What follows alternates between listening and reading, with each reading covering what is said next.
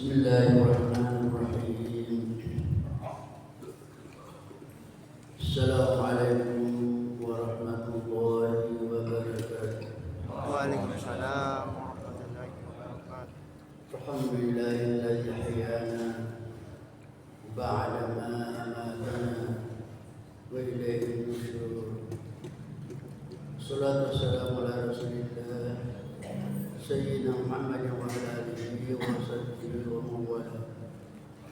Qala Allah subhanahu wa ta'ala fil Qur'anil azim wa Qur'anil qayyim. A'udzu billahi minasy syaithanir rajim. Bismillahirrahmanirrahim. Alladzina amanu wa tatma'innu qulubuhum bi dzikrillah. Ala bi dzikrillah tatma'innul qulub. Sadaqallahu. Hadirin hadirat jamaah subuh dan Jumat Allah Subhanahu wa taala. Kembali kita memanjatkan takbir dan syukur kepada Allah Subhanahu wa taala atas segala limpahan nikmat rahmat hidayah dan taufiknya, sehingga pada sore hari ini kita kembali bersama-sama hadir di tempat ini, dan alhamdulillah kita telah melaksanakan salah satu kewajiban kita, karena kita sudah menyelesaikan salat subuh secara berjamaah. Salam dan salawat juga senantiasa kita mengirimkan kepada jiwa kita Rasulullah Muhammad SAW, Nabi sebagai akhir anbiya wa imamul mursalin wa uswah wa qudwah hasanah bagi kita semuanya. Hadirin hadirat yang berbahagia, ayat yang tadi kita bacakan terdapat dalam surah Ar-Ra'd ayat 28. Alladzina amanu wa tatma'innu qulubuhum bi dzikrillah. Ala bi dzikrillah tatma'innul qulub. Artinya orang-orang yang beriman dan hatinya tenteram dengan berzikir, ingat kepada Allah. Ketahuilah bahwa hanya dengan berzikir hati bisa menjadi tenteram. Ayat ini menginformasikan, menjelaskan kepada kita bahwa orang beriman semestinya harus hatinya tenang dengan melalui zikir. Jadi kita ini orang beriman semestinya harus hati kita senantiasa dalam keadaan ketenteraman dan tenang dengan jalan berzikir. Lalu ditegaskan lagi, ala bizikrillah tatma'innul qulub. Ala, ketahuilah, hanya dengan berzikir kepada Allah hati akan menjadi tenang. Tenang ini berarti orang yang berbahagia. Tidak ada orang berbahagia kalau tidak tenang, tidak tenteram hatinya.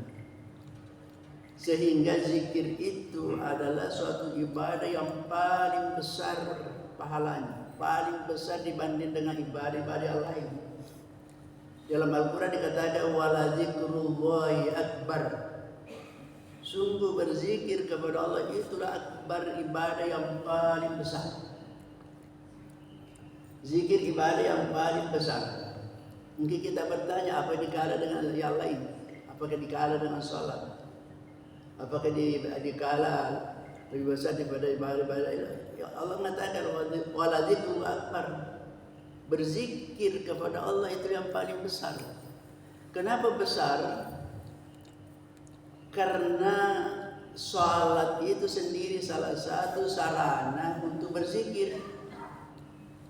Dalam Al-Quran dikatakan aqimis sholata li zikri. Dirikanlah salat demi untuk ingat kepadaku. Jadi salat salah satu sarana dari berbagai sarana-sarana untuk kita berzikir kepada Allah. Karena zikir adalah ibadah yang terbesar, maka Allah menjanjikan pahala yang terbesar pula. Apa pahalanya yang terbesar? Dalam Al-Quran dikatakan wa ridwanun minallahi akbar. Ridhanya Allah itulah balasan yang paling besar. Kalau mendapatkan ridha berarti yang lain sudah dapat. Jadi surga kecil. Kalau mendapatkan ridhanya Allah, kapan mendapatkan ridhanya Allah, maka semuanya yang lain sudah termasuk surga. Jadi yang paling bagus diminta ridhanya Allah, bukan surganya, ridhanya Allah. Nah, Kenapa dikatakan zikir paling besar? Kita lihat ibadah lain. Taruh kita sholat. Sholat ini tidak sah kalau tidak ada syaratnya, tidak ada rukunnya. Apa syaratnya sholat? Antara lain, sholat tidak sah kalau kita tidak berwudu. Sholat tidak sah kalau tidak masuk waktu. Sholat tidak sah kalau tidak menghadap kiblat. Itu syarat itu. Yang disebut syarat ialah perbuatan yang dilakukan sebelum memasuki intinya ibadah itu. Itu disebut syarat. Kalau rukun nanti setelah kita masuk kepada ibadah baru disebut rukun. Umpamanya kita niat, takbir, baca Fatihah, rukun, sujud, itu tahiyat, itu namanya rukun. Sementara doa tidak perlu mesti berwudu, tidak mesti menghadap kiblat, tidak ada waktu yang ditentukan, kapan saja dan di mana saja. Jadi kita boleh berzikir tanpa ada wudu. Bahkan pendapat para ulama mengatakan dalam keadaan junub pun, perempuan dalam keadaan haid dan nifas itu boleh berzikir. Boleh berzikir.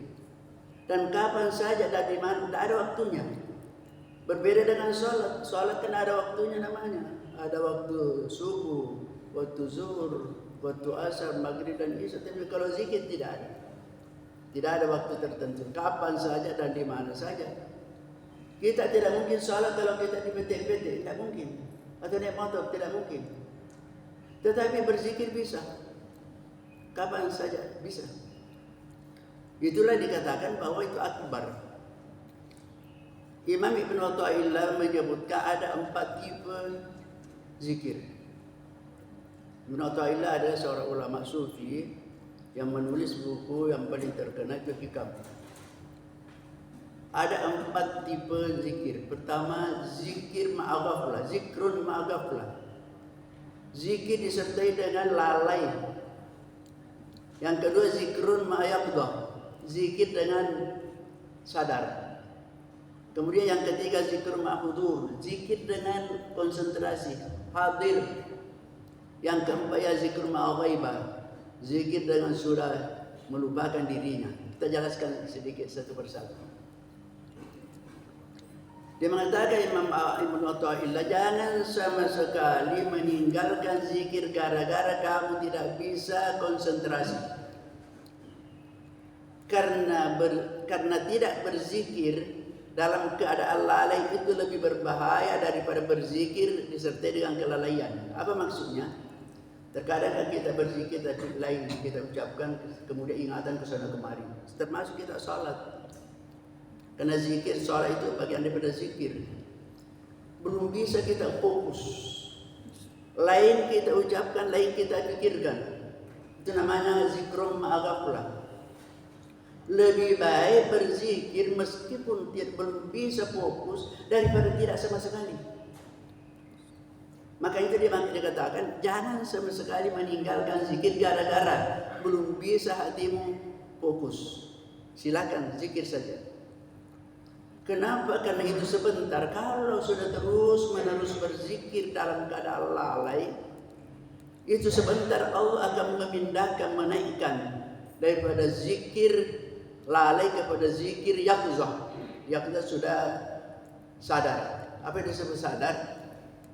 Ketika kita bisa sedikit memahami apa yang kita ucapkan.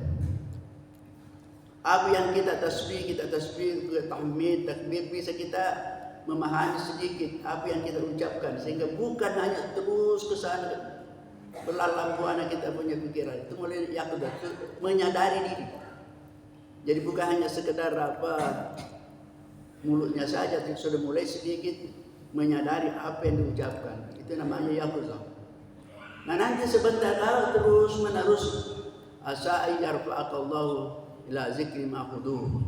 Itu sebentar Allah akan memindahkan, menaikkan derajat zikir kita menjadi zikri ma'hudur, zikir disertai dengan hadir, hati bersama dengan Allah. Itu namanya sudah fokus. Nah, kalau kita sudah mampu berzikir dengan sudah fokus, arti apa yang kita zikirkan, apa yang kita bacakan sudah mampu menghadirkan ingatan kita kepada kebesaran Allah. Bukan menghadirkan zatnya Allah, menghadirkan keagungan Allah, kebesaran Allah. Sudah mulai fokus namanya hudur, hadir hati. Nah, kalau kita sudah mampu berada pada tingkatan ketiga ini, itu sudah cukup itu. Zikir kita tadi sudah menyadari diri, apa yang kita ucapkan kita bisa meresapi, kemudian kita bisa menghadirkan keagungan Allah Subhanahu wa taala di mana zikir kita ditujukan kepadanya. Jadi kalau kita sudah dan tidak bisa lagi meningkat, naik lebih tinggi, sudah cukup itu. Karena yang keempat itu mungkin orang-orang yang khusus atau para nabi, para rasul, apa itu zikrum ma'a ghaibah. Zikir dengan seakan-akan dirinya ini sudah tidak ada, hilang dirinya, yang ada hanya Allah. Itu namanya fana di dalam bahasa tasawuf. Dirinya ini sudah sangat tidak ada lagi, kecil, tidak ada nilainya dirinya, yang ada hanya Allah. Kita berzikir. Makanya itu biasa ada orang nggak mungkin karena mungkin sudah fana itu seperti orang gila. Itu orang gila. Sehingga dikatakan uzkurullah hatta yaqulu majnun. Jadi ada satu hadis mengatakan, ingatlah, berzikirlah kepada Allah sampai orang bisa mungkin mengatakan mungkin orang gila ini. Tapi tidak perlu kita terlalu ke situ kalau memang belum bisa, karena itu sangat-sangat tinggi. Hanya mungkin orang-orang yang khusus itu yang bisa melakukan demikian. Jadi hadirin yang berbahagia, utamanya kita ini dalam bulan Ramadan harus berbanyak. Apalagi kita ini yang sudah umur-umur yang tua ini. Kita ini kebanyakan sudah pensiun mungkin. Apalagi yang ditunggu. Karena uzkurullah zikran katsira, itu perintah kepada kita untuk berzikir sebanyak-banyaknya. Yang mana disebut sebanyak-banyaknya, pergunakan 3 situasi keadaan. Qa'iman, qa'idan, wa ala uzkurullah qiyaman wa qu'udan wa ala junubin.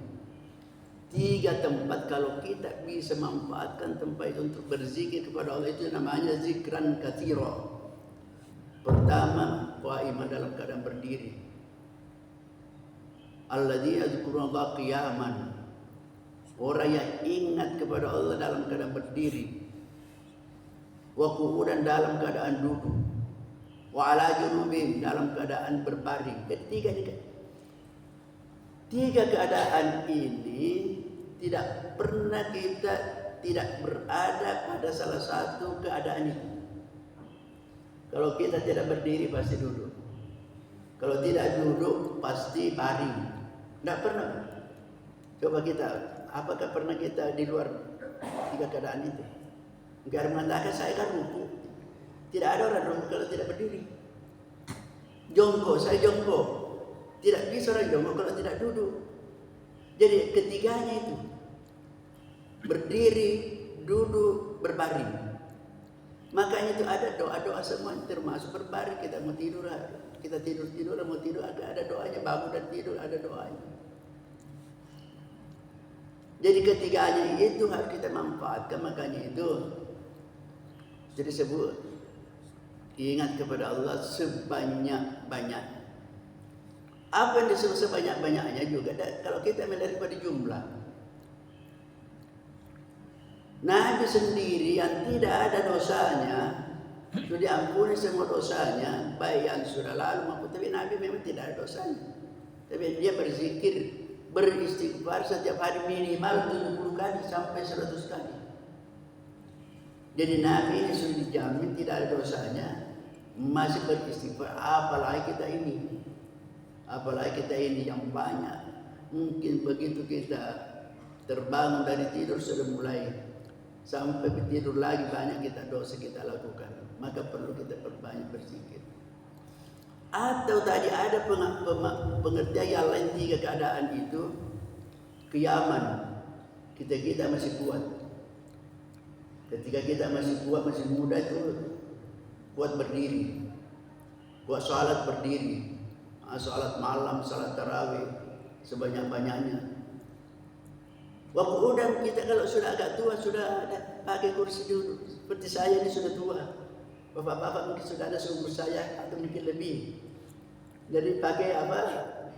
Sholat pakai kursi atau tidak bisa berdiri, duduk, silakan duduk.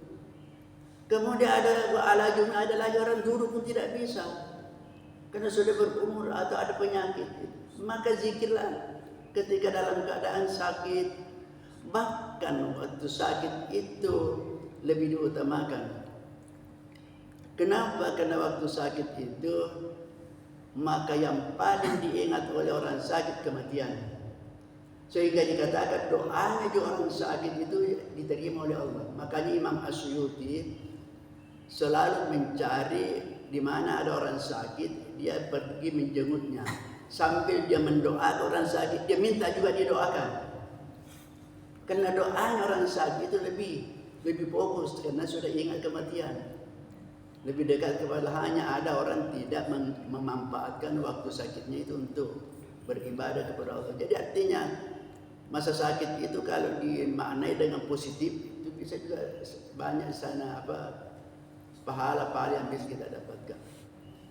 Jadi itulah yang kami sampaikan tentang zikir ini. Kita manfaatkan waktu, terutama kita ini yang berumur-umur yang sudah lansia, tidak ada lagi jalan lain untuk kita berleha-leha. Tidak perlu lagi terlalu sibuk mengurus urusan dunia. Anak kita punya rezeki sendiri. Kemudian saya ingatkan sebelum saya menyelesaikan ini,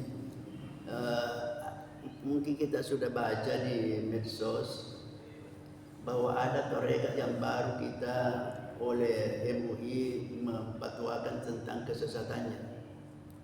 Tarekat yang mengatasnamakan TM Naqsyabandiyah Khalidiyah. Karena itu tarekat ada dua macam, ada tarekat mu'tabarah, ada tarekat ghairu mu'tabarah. Tarekat mu'tabarah adalah semua tarekat yang ada silsilahnya, ada sanadnya sampai kepada Nabi. Dan banyak di dunia ada sekitar 50-an tarekat, termasuk di Indonesia ada beberapa, di Makassar ada tarekat yang diakui keabsahannya. Jadi semua tarekat ada silsilahnya, ada sanadnya sampai kepada Nabi, itu disebut tarekat mu'tabarah. Tarekat yang diakui keabsahannya, kesahihannya. Tapi ada tarekat ghairu mu'tabarah. Tarekat ghairu mu'tabarah tidak diakui, semua tarekat yang tidak punya silsilah, tidak punya sanad sampai kepada Nabi. Nah ini tarekat yang baru kita bicarakan atau kita putuskan sebagai tarekat sesat dan menyesatkan, mengatasnamakan tarekat Naqsyabandiyah Khalidiyah. Pada itu tarekat Naqsyabandiyah Khalidiyah tarekat yang mu'tabarah dan dianut oleh banyak orang Islam di seluruh dunia, termasuk di Indonesia, termasuk di Makassar. Ada tarekat Naqsyabandiyah Khalidiyah, itu tarekat mu'tabarah. Hanya mungkin ada orang yang menyelewengkan, menyalahpahami atau keluar dari yang semestinya. Nah ini tarekat ini pimpinannya namanya Zamroni. Apa ajarannya? Antara lain bahwa Nabi Muhammad itu bukan rasul terakhir, tapi dia akui bahwa Nabi Muhammad Nabi terakhir. Dia akui bahwa Nabi terakhir, tapi tidak akui sebagai rasul terakhir. Alasannya ayat, maka Muhammadun aba ahadin min rijalikum walakin Rasulullah wa khataman nabiyyin. Itu khataman nabiyyin, Nabi Muhammad selain Rasulullah adalah khataman nabiyyin, penutup para nabi. Jadi akui bahwa Nabi Muhammad itu penutup nabi, tapi bukan penutup rasul. Itu antara lain. Karena tidak disebutkan khatamur rasul, jadi katanya masih bisa ada rasul sesudah Nabi. Yang kedua ajarannya bahwa Allah itu berbentuk laki-laki. Bayang. Kenapa bisa berbentuk laki-laki? Dia memahami. Qul huwa. Huwa itu dalam bahasa Arab domir kata ganti. Kata ganti untuk laki-laki huwa, kata ganti untuk perempuan kalau dia. Jadi kalau kita mengatakan huwa muslimun, dia seorang muslim laki-laki. Hiya muslimatun, dia seorang perempuan muslim. Itu kayak huwa, dia mereka pahami bahwa huwa itu adalah kata ganti laki-laki. Jadi Allah itu katanya laki-laki. Coba bayangkan. Juga antara lain bahwa semua bentuk zakat, infak, sedekah mesti dikasih kepada guru. Tidak boleh kepada yang lain. Jadi banyak. Itu antara lain yang inti. Kemudian setelah itu, kalau kita biasa ikuti kalau di YouTube atau di channel-channelnya itu, dia menantang kepada kita, menantang kepada polisi. Dia mengatakan kalau memang ajaran saya ini tidak benar, silakan tangkap saya. Jadi kami telah panggil dan kami telah mengadakan pertemuan itu rapat pakem bersama dengan Kajari dan semua yang seperti FKUB, kemudian Ketua DPR, Poltabes, itu kita rapat, kemudian kita panggil. Kemudian setelah dipanggil di Kajari, kita panggil lagi di MUI Kota Makassar. Hadirkan 3 orang bersama ketua yayasannya. Yang kedua ketua majelisnya. Yang ketiga ada seorang ibu yang ditempati rumahnya untuk kegiatan-kegiatan kita. Kami panggil setelah kita berdiskusi, maka kami dari MUI Makassar merekomendasikan kepada MUI Provinsi. Setelah MUI Provinsi juga mengadakan penelitian lebih mendalam, maka diputuskan maka keluarlah fatwa bahwa tarekat ini, ajaran ini, aliran ini adalah sesat dan menyesatkan, dan direkomendasikan kepada kepolisian dan Kajari supaya menangkapnya. Dan setelah itu 2 hari setelah itu sudah ditangkap orangnya. Di mana ditangkap? Di Bogor. Alamatnya di Goa. Itu jalan STTP Goa Batu Ejaya. Itu alamatnya itu orang. Namanya Zamron. Sekarang sudah ada di Poltabes, di tahanan Poltabes. Karena sudah lewat 20 hari penahanannya. Ketika 2 hari yang lalu saya konfirmasi dari sana, karena biasanya kalau tahanan itu sampai 20 hari. Kalau 20 hari baru diproses itu bebas. Jadi saya tanya bagaimana perkembangannya, katanya itu diperpanjang sampai 40 hari. Jadi nanti sebentar berakhir tahanannya dan diadakan penyidikan itu nanti awal April.